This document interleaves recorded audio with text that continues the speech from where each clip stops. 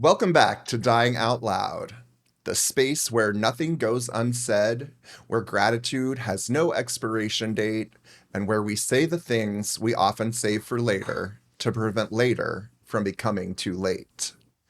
Today is not just another episode. Today is the episode, the one that's closest to my heart. I'm sitting down with my two greatest teachers, my proudest legacy, and the clearest reflection of who I tried to be in this life. My children, Kennedy and Jakob. They didn't just grow up with me, they grew with me. They grew up through divorce, through revelation, through reinvention, and even as children, they held space for all of it. They saw me become who I really am, and in return, they became the kind of humans I only dreamed of raising. Brave, kind, loud-hearted souls who stand for love, justice, and truth in a world that doesn't always make those things very easy. They are definitely better parents than I ever was. They're better people than I had the tools to be at their age. And if I've done anything right in this life, it's the two of them. So today, I get the rare and sacred honor of telling them out loud just how much they mean to me. This conversation isn't just for us, though. It's for every parent who wonders if their kids really know. It's for every child that's still waiting to hear it. And it's for anyone who needs a reminder that legacy isn't built from things or titles or salaries. It's built from love, presence, and the courage to say what matters while we still can. Let's get into it. Welcome, guys. What a good That intro. was good. You got a script? It looks like we're all still here this Yeah, I know. Got to time. have a We've script. lost Yes. we've lost Jacob before. That wasn't a script. I You was think that was asking. a I had to script? ask. That was good. That was good off the top of the head. Oh no, I winged that. I That's winged solid. that. Looks like you do it for a So, living. right? Oh my I gosh. try. All right. So let's get started here. I want to know the first thing that popped into my head when I'm like, we're going to have a conversation like we've never had before. I want to know Interesting. what your favorite childhood memories are. And either of you can start. Are you gonna go No, you first? got it. Or do You you got want it. to go first? Are we doing one, two, or three, or are we just doing? Okay, I have No, two if that you have I a can think couple, of. you can share a couple. We have as much time as we want. Okay, I have two specifically. One of them is okay. My favorite time I've ever had in my entire life was jet skiing in the ocean in Cancun. I know I was 18, but I was still a child. And that was just so much fun. And I've promised my kids that if I ever have enough money to take them out of Mexico, that we will go jet skiing in the ocean because it's the most freeing thing I've ever done in my entire life. And the second memory is like 2 weeks after you and mom split up, you came to the farmhouse that we lived at and you had gotten your nipples pierced and your ears pierced and you bought a four-wheeler. I can't remember how we got the four-wheeler, the Honda four-wheeler, but I just remember you and mom had just split up and I hadn't seen you in like a week. And you just came driving down the driveway in the four-wheeler and you took me and Jacob on a ride through all those hay bales. And it was just so much fun as a little 7-year-old because I'd never had so much fun because you and mom get along a lot better not being together. So, yeah. Jacob, what about you? Honestly, the one core memory I got, I would have to say, is our summer trips that we used to take to the Lake of the Ozarks. I remember the first time and last time I've ever attempted to jet ski. I did not want to try it, and I got talked into it. And I got told not to let go until I see black. And the boat took off, and that's all I saw the whole time was the water just pummeling me in the eyes. And that's probably the best memory I got. Well, that's kind of like torture. So I hate that that's the best memory that you have. It's And I great. remember that vividly. I remember that exact day. I remember the swimsuits that everyone is wearing. And I remembered how angry I was at the person that forced you to do that. That's so Because I funny. knew damn good and well that you were not going to be able to do that on your first try. And I couldn't even imagine what it was going to be like to be out there because I've never even tried to water ski. So the fact that you did, and you confirmed exactly what my fears were, you said, well, yeah, all that water went straight up my nose and in my mouth, Dad, and right in my eyeballs. I What if you remember would have that very gotten well. a brain eating amoeba or whatever they call it that's going on? That's true. That's true. Fortunately, we never did get one of those brain eating amoebas from the Lake of the Thankfully. Ozarks. I will tell you what my favorite memory is, and I'll see if you all remember this. It actually probably happened not too long before or after Kennedy's story because it involved that same four-wheeler, and that was our four-wheeler. We bought that four-wheeler once we moved into that white farmhouse because we had all those acres that we could drive all over. And I think we ended up, whenever we divorced, we sold that to Grandma and Grandpa. So that's why I had come to Grandma and Grandpa's house. I got on the four-wheeler and I rode over to the house to see you. But probably before that, before we actually divorced and I moved out, there was a time on that four-wheeler where Jacob was just a baby. Like he had to have been like probably less than 3 years old, which means, Kennedy, you were less than 7. Kennedy was in a purple children's face coat. Jacob was in a little black coat that Kennedy also had when she was a child. And we had a blue sled and we were pulling Jacob around. Kennedy was riding the four-wheeler with me and Jacob was in the sled getting pulled around. And we had tipped over in the snow a handful of times and he was still ready to get back on and go again.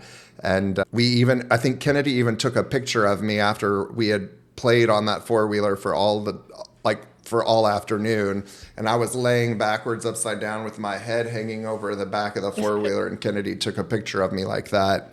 But that day, I don't know if it was just how happy everybody was or if what exactly the reason was, but it was a really awesome fun day that ended with like hot chocolate. So it might actually have been a year before that because I think Jacob was 3 years old whenever I moved out.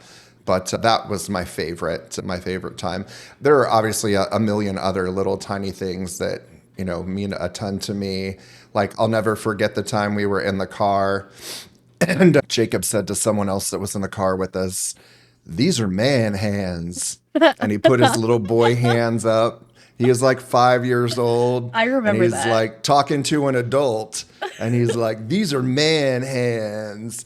And I just thought that was the funniest thing I had ever heard in my life. And obviously, I have probably told that story a million times because it was just so funny to think of a little kid saying that. And yeah, I think that's another really funny thing that stands out. And Kennedy has a story like that too, and it involves corn. And I'll never forget the time that we were at Grandma and Grandpa's and Kennedy decided that she wanted corn for dinner and she was going to do anything she could possibly do to get that freaking corn.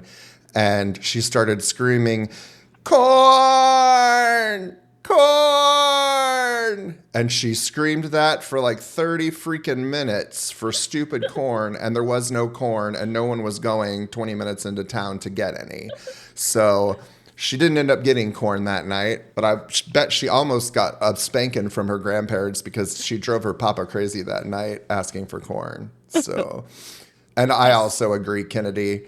I tell people still to this day that riding a jet ski on the ocean is probably one of the coolest things that anybody could ever possibly do. So you should absolutely, and you will have money coming someday. Oh my gosh. So whenever you get that money, maybe that's what you do is you take 20,000 of it and take all of your kids and your wife on a cruise or We go go jet ski to on the the ocean. Bahamas, and Jacob and Chanel can spend a little bit of their money and they can take their family and meet you there. And that's what you do to celebrate my life is jet ski on the ocean for me. There we go. That's a good idea. It's a good idea. I Yes. think that sounds like a good plan. Take Anthony too, because he needs to still jet ski on the ocean. Although I am going to try to get him to do it in January when we go on our cruise. I'll take Anthony if he hasn't gone yet. All right, perfect. That's good. All right. So that was favorite memories. What about how would you all describe the evolution of our relationship, the relationship that the three of us have? How has that evolved over the course of time? I don't know. I And think you you can just be went. completely honest and transparent, so you don't have to worry about saying the wrong thing. Okay. I think you went from my dad, who, like every little girl, like their father is like the number one thing in their entire life. And then, I mean, we were very, very close. And then, like, you and mom split up. And I mean, we were still close, but you lived like far away and I didn't see you every day anymore. So we only had like phone calls. But then, like, going into my teenage years, I was just kind of a brat. And I just wanted to make you and mom proud. And I was afraid of like doing the wrong thing. And yeah, I was just kind of a little shit. But then you became my friend. I think when I was like right after I had Anthony, you became my friend. So now you're someone that I can confide in. But yeah, I think that's kind of the evolution, I would say, I guess. Yeah, I Yeah, like that's a good that. answer. Yeah. Yeah, well, it's the answer, so Yeah. there's no good or bad to it. It was Okay, whatever good. the answer was. How about you, Jacob? So for me, I don't really have a lot of memory from when like you and mom were together. Obviously, I was real little, but I'm like, you're my dad, and I feel like we didn't really get the chance to like grow up and bond and have you teach me how to like play catch or kick a soccer ball or hit a ball. I don't think he can do that anyways, Jacob. Well, if he could, he didn't have the So, opportunity to teach me. So, but I do have a, a great time talking to you now. I feel like we understand each other a little bit more because when I was a teenager, it just kind of felt like you're my dad, but we didn't really associate that much. We didn't get to spend a lot of time when I was growing up together. So now I feel like ever since I've had Penelope, we definitely talk a lot more and we're definitely closer now than we have ever been for sure. Yeah, I definitely agree with that. And, I think thinking back to like those years when you were little, obviously Kennedy had 7, almost 8 years of having me live in the house and my daily influence and nightly dance parties and like all of the chaos that I was singing and dancing all the time. And I know that you have some vague memories of that, when you're around 3. But that's definitely, the time that most of that stopped. And, to your point, well, to Kennedy's point, you wouldn't have wanted me teaching you how to play catch or kick anything or anything else. We would have had fun doing it, but I would not have been teaching you any skills and you that would probably have been wouldn't have been good at whatever translatable. sport you wanted to play.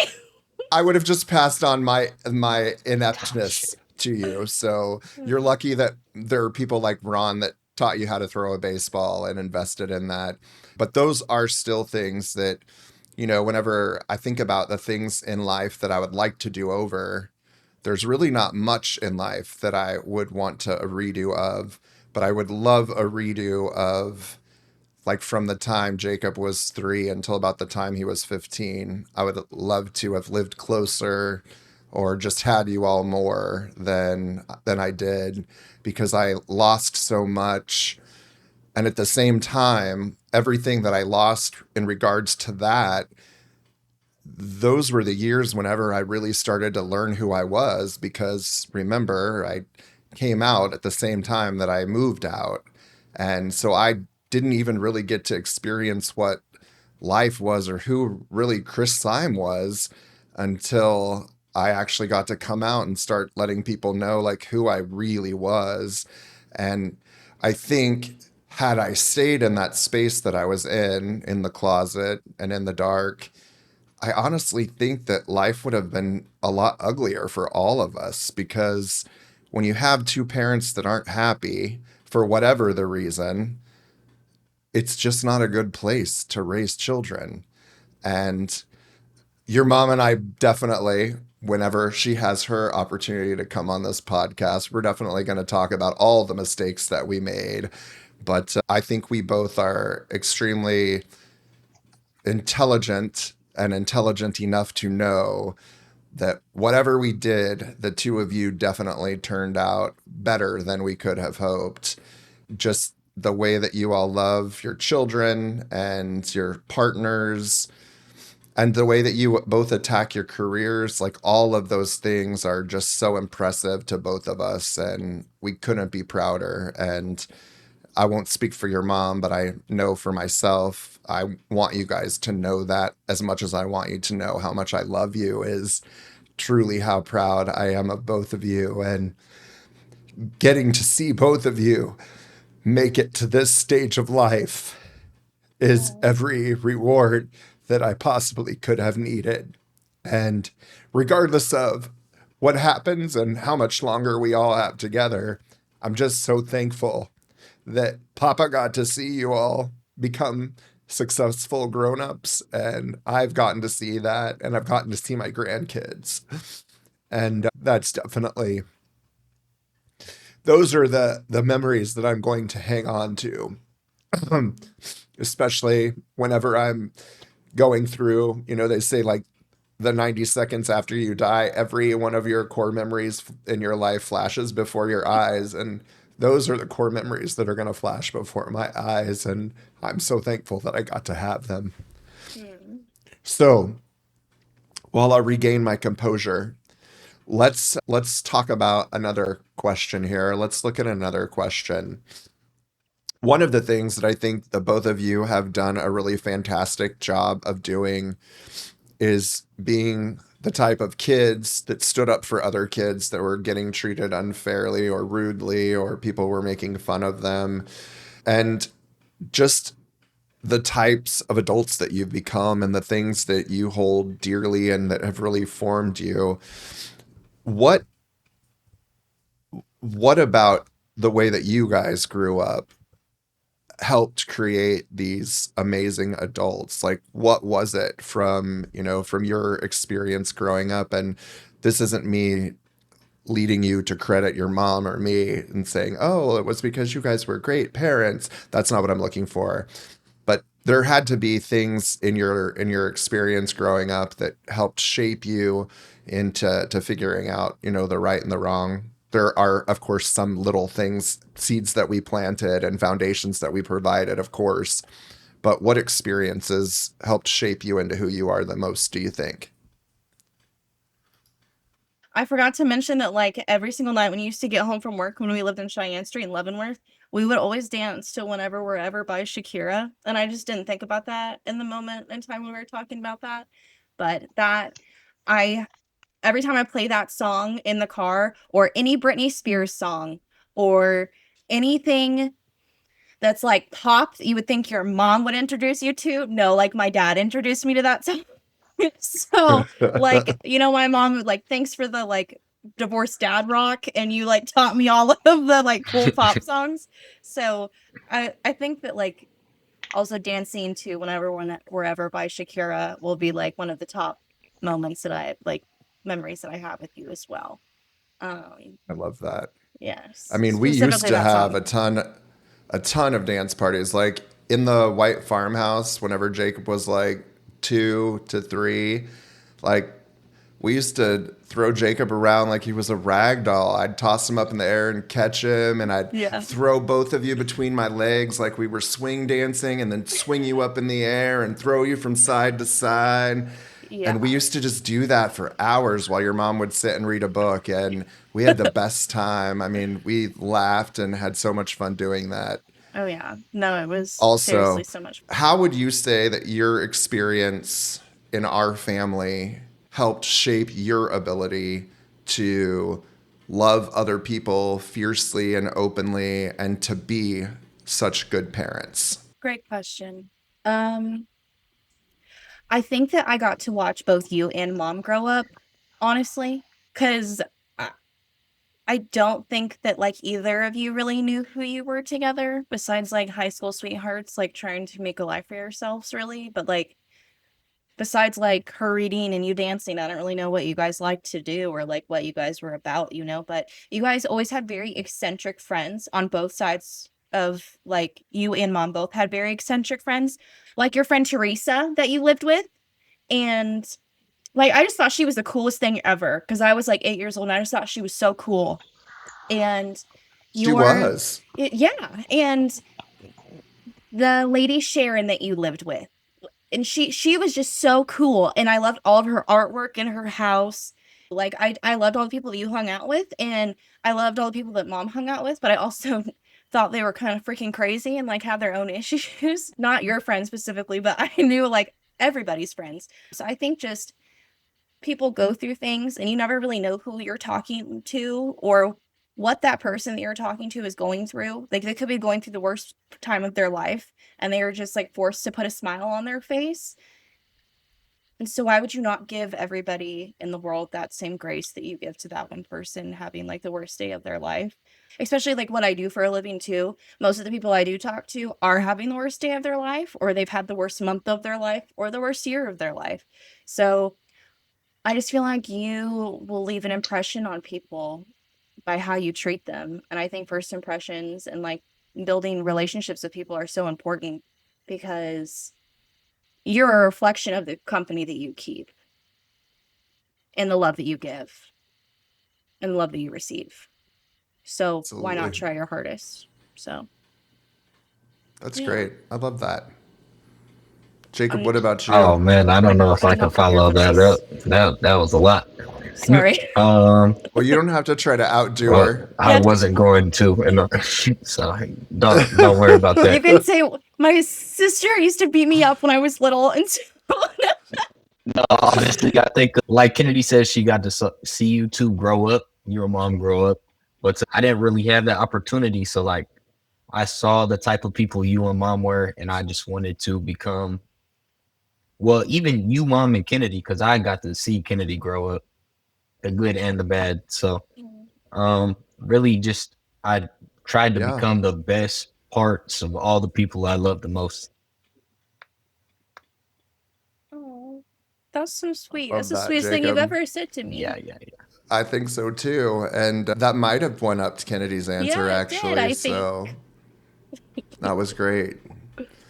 Well, you've done a really excellent job, Jacob. I mean, I think my level of pride for you, pretty much from the time you decided to join the army on, and you know that I would definitely was not a fan of you joining the army, which is probably why I was the last person to know. But like from the moment that you made that decision for yourself and then just seeing how you've grown to where you were one of the people that somebody else had to take care of and now you have all these men that you have to take care of. I mean, my pride for you has just like grown so exponentially. You've just like it's been amazing to watch. I mean, from the videos of you getting stuck in a tree after jumping out of a plane to the videos of you successfully landing as you jumped out of a plane. I mean, it's been so fun to watch. Obviously, I hope that it remains all the testing exercises and that you never have to exercise any of the things that you're practicing and learning about in real life. But you've just done such an amazing job.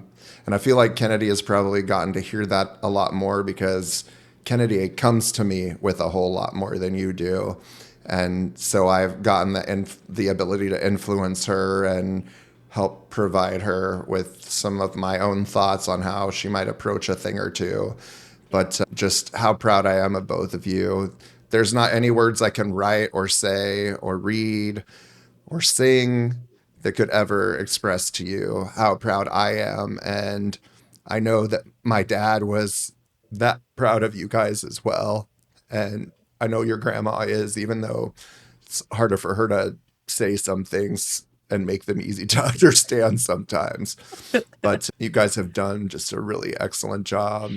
It is not every kid that has parents that are married and get divorced, and then one of your parents comes out and the other of your parents gets married two more times, and you guys have been so resilient through everything that you were subjected to that you guys should both be proud of yourselves too, because you've done a great job. And both of you are only just beginning like your journey. Like Kennedy's job is already great and she's just getting started there. And whether she stays with the VA or goes anyplace else, she's got a great foundation for her career. And Jacob, you're going to be able to do and go anywhere you want to.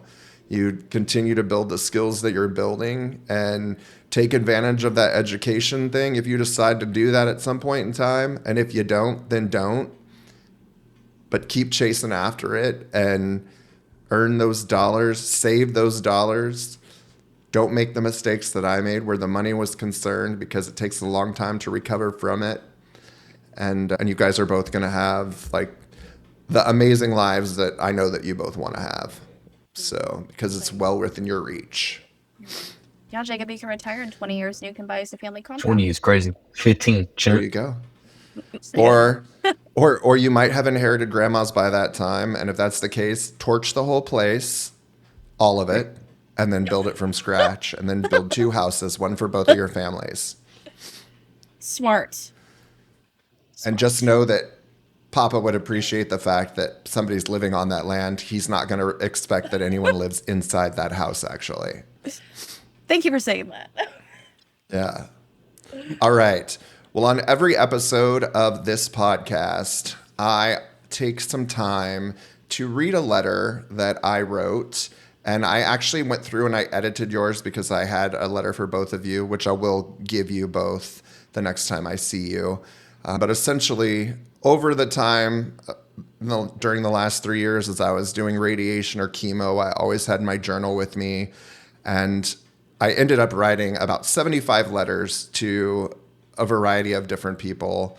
And this podcast is a result of those 75 letters. So I've kind of rewritten a letter to make this to both of you, but I'm going to go ahead and share this message with you now. No crying. I'm gearing up. Okay. Kennedy and Jakob.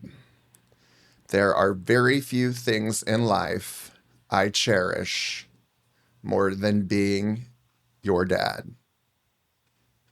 Watching you grow into yourselves, becoming parents, and doing it all by leading with love is truly the greatest reward I have ever known. But I want to take a moment to say something that I have carried with me for years. I know I wasn't always the father that you both deserved. When your mom and I divorced and I came out, I was in the middle of discovering who I really was for the first time. I was young, I was afraid, and I was selfish at times. Sometimes being more focused on my journey than on yours. If I could go back and do anything differently, it would be this. I would show up more. I would be more present. And I would prioritize the time we had together. I would hug you longer.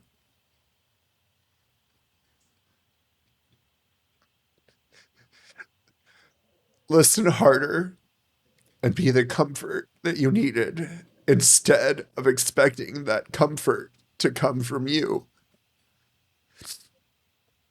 And yet, despite all of that, you both grew into people who love deeply, who fight for others, and who raise your own children with a tenderness and grace that leaves me in awe.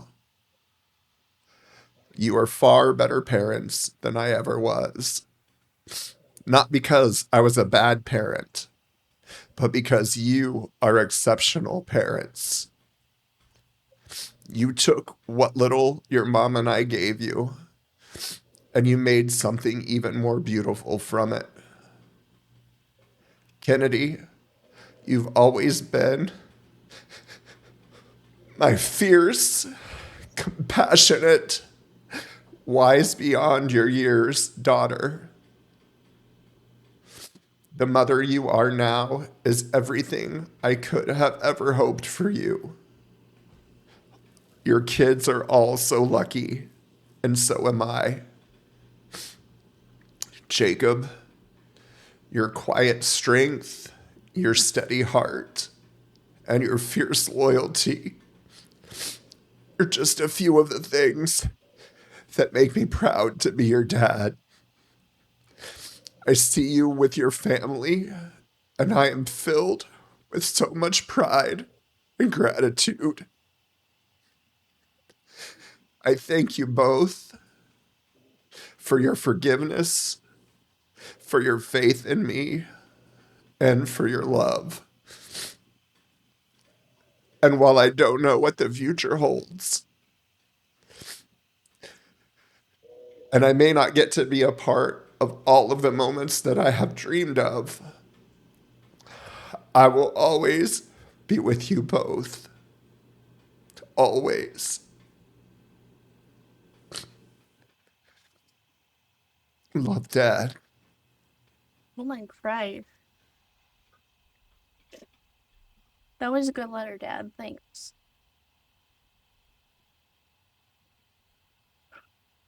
All right. So enough tears for a moment. I'm actually going to turn it over to you guys and give you the opportunity to ask any questions that you have that are top of mind, or if you just want to share a response to that letter, you're welcome to do that. No pressure for either of you, but I just want to give you a couple of minutes of space. And I'm happy to answer anything or share anything that you want to know. Okay. I think I said something. Well, thanks for saying that. Because I feel like, as a mom, I'm sure every mom in the world feels this way, but I constantly feel like I'm failing at being a mom. So, even though, like, I You're try really definitely hard not. every single day to, like, not lose my ever-loving mind when, like, the dishes are piled high and everybody's screaming at each other because they all lost a game in Fortnite, and oh my gosh, it's so crazy. So it's just really nice to hear somebody Some days the dishes say can that. stay in the sink overnight. I'm trying to learn that, but it's hard when I grew up and you're in mom's household. It's Yeah. hard. It's hard. Listen, When I I see, went from a place where we did the dishes every night, and we also wiped all the sinks dry after we used them. Do you all remember that? yeah, it's ingrained in my brain. Yeah. Don't live like that. Thank you. Don't. Thank you. I appreciate And it. Kennedy, you are related to two of the most critical women that I have ever met in my life. And if you were Thank not you. succeeding at parenting, you would have heard it from both of them. Thank So you. you should know that you're doing everything right. And the more time that you spend face to face with your kids, and those dishes can wait, Every the waking better moment of my off you're life. going to be. Spend every moment that you can with your kids, because once they get cars, they disappear and you don't really see them very often. They're never gonna And get I a think car. that No, I'm kidding. happens whether you're a single parent, a married parent, or a divorced parent. Once kids get the wheels, they stop coming to see you. So, but I don't be second guessing your ability to be a parent, because I wouldn't have just told you how great of a parent you were if I did not believe that. And I'm not biased. I see the way my grandchildren are treated, and you both are doing stellar jobs. Thank you. Thank you. Thank you. I have a question, but I don't know if Jacob, if you want to go, That's your question. that's fine with me. Yeah. Are you sure Maybe you it's don't the want to same respond? question Jacob has. I don't know. We'll ask. Is there anything that you're still trying to figure out about yourself? I think I have stopped trying to figure things out about myself, but what I will tell you is there is truly not a day in the last 3 years since I have had this diagnosis that I have not tried really hard to make myself a better person than I was the day before. And I think I am succeeding in every area of life except for one right now. And I think I'm going to give up on that one area because I don't think I'm going to be able to fix all that I've broken there. And I'm going to continue to focus on being a better father, a better grandfather, better husband and a stronger advocate for people who are dealing with what I'm dealing with, but aren't fortunate enough to have the insurance that I have or the loud mouth that I have, and really help empower those people to fight for the care that they need and they deserve. And I think this podcast is one small way that I can start doing that. And perhaps after I get through all of these conversations with the people that I want to have conversations with, this might become more of an advocation for those people. But right now, it's very selfishly a self-serving opportunity so that I can have these important conversations with the people that have impacted my life, or in this case, the people that mean the most to me. But I'm still learning something every day, and I would challenge you both to try to do the same thing. I never read a textbook in high school or college, but 2 years ago, I read a textbook for work.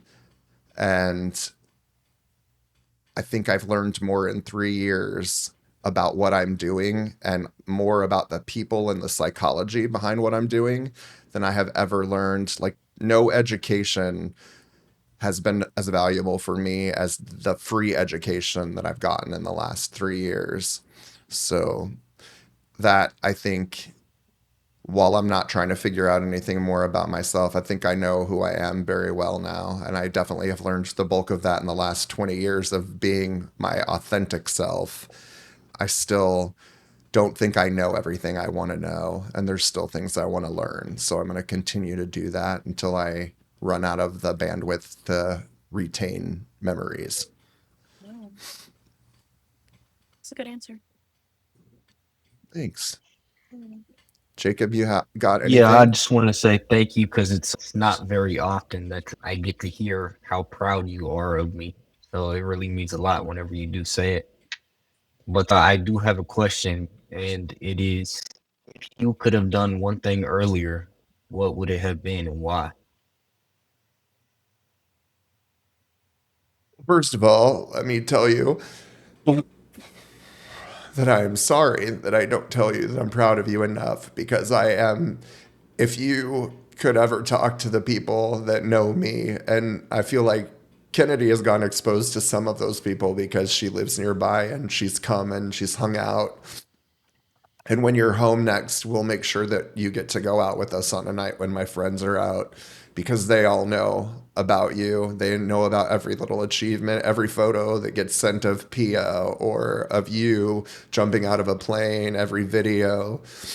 I'd share those all the time. And I tell people all the time that my kids are truly the best kids. And a lot of the people that I know and I hang out with, their kids are much younger than you guys. They're more closely in age to like Anthony. And these are people my age that are just have like 7-year-olds now.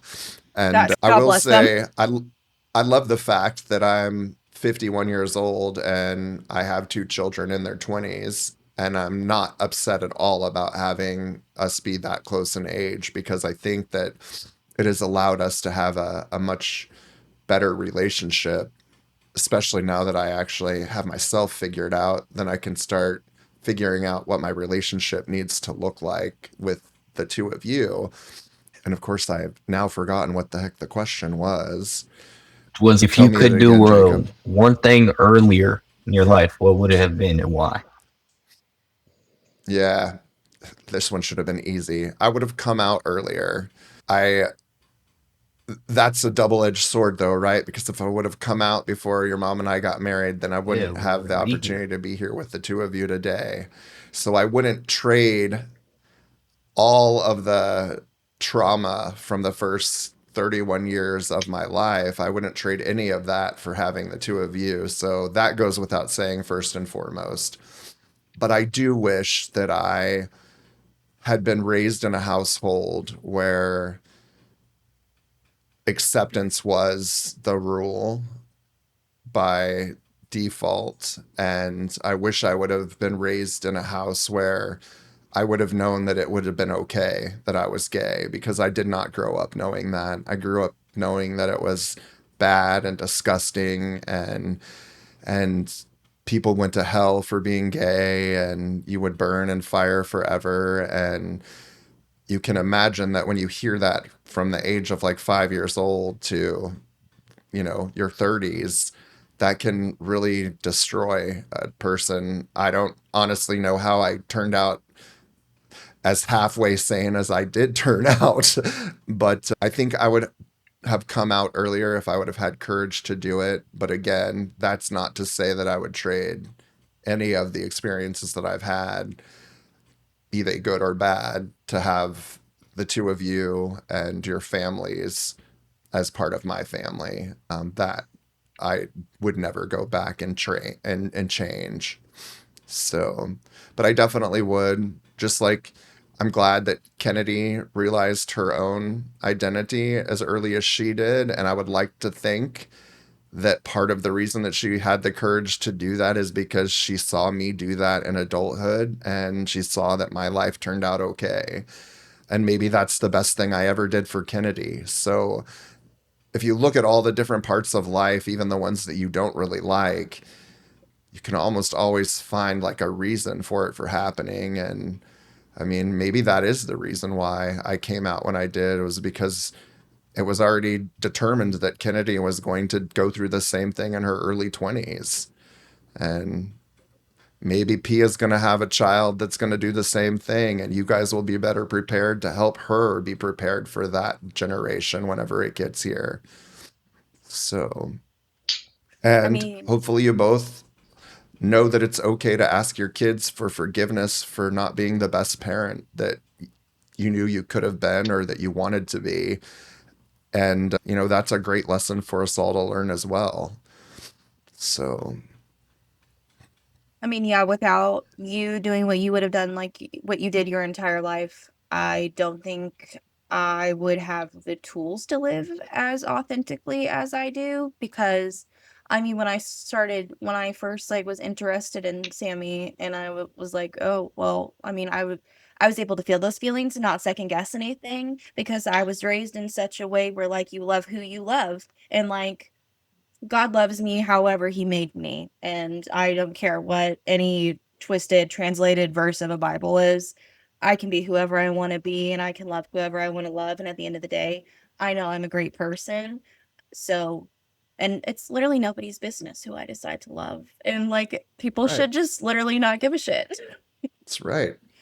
That's absolutely right. Yeah. 100% true. And So, hopefully somebody listening to this that maybe doesn't get that yet, maybe they'll get that after hearing you say that. yeah. So, God, so say a little prayer for all those You guys people. are so smart. And you did that on your own too. So that's No, you know I'm amazing. pretty smart. You guys are pretty smart. Well, I definitely am. I'm just kidding, Lisa, because I know you'll be listening to this at some point in time. Play. She's gonna be For, the first listener. for everybody that listens to this that doesn't realize that Lisa is still on my top 3 list of people to call whenever I Yes. have news of any kind. My kids know that I love their mother very much in the best way that I can, and they know that I've always tried to treat her with the utmost of love and care and affection, and I still do that today. Because not only was she my best friend at once upon a time, but she's the mother of my 2 favorite people on this earth. And how can you not love somebody that gave you such great gifts? Anything else you guys want to say before I wrap us up? I can't All think of anything right. right now. All right. I will 20 minutes Well, after we get off the call. that's okay. You can just text me then. I might be asleep, but Me you could still too. text me. Uh, All right, folks. Well, there you have it. A little bit longer episode than usual, but well worth the time spent. I hope you enjoyed getting to hear my words and my tears. And for those of you that got to see the video, I apologize in advance for being such an ugly crier.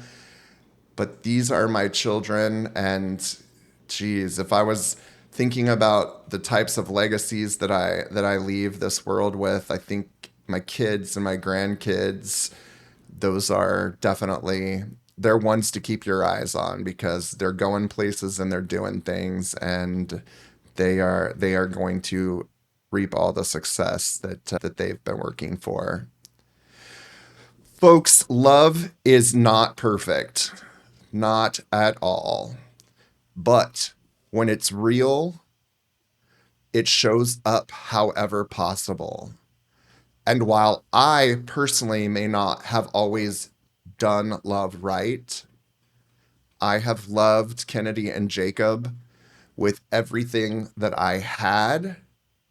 I love them with everything that I have. And I will always love both of them and be the proudest father. Thanks for joining us, guys. And for all of you listening, thanks. This has been Dying Out Loud. I'm Kris Saim, and we'll see you next time.